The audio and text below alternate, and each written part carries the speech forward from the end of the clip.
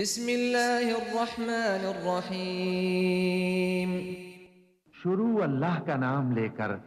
جو بڑا مہربان نہایت رحم والا ہے۔ لم يكن الذين كفروا من أهل الكتاب والمشركين منفكين حتى تأتيهم البينة رسول من الله يتلو صحفا مطهرة فيها كتب قيمة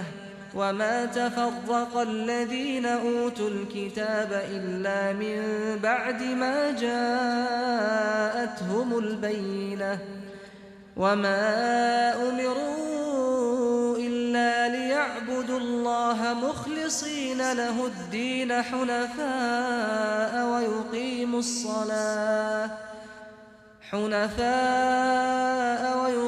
الصلاة ويؤتوا الزكاة وذلك دين القيمة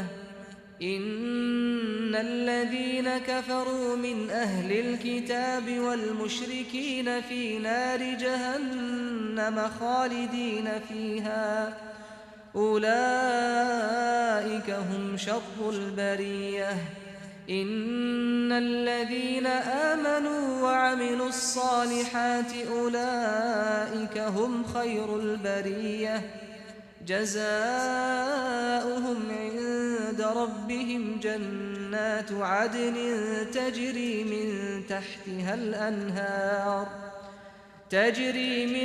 تحتها الأنهار خالدين فيها أبدا رضي الله عنهم ورضوا عنه ذلك لمن خشي ربه۔ وہ لوگ کافر ہیں یعنی اہل کتاب اور مشرک، وہ کفر سے باز رہنے والے نہ تھے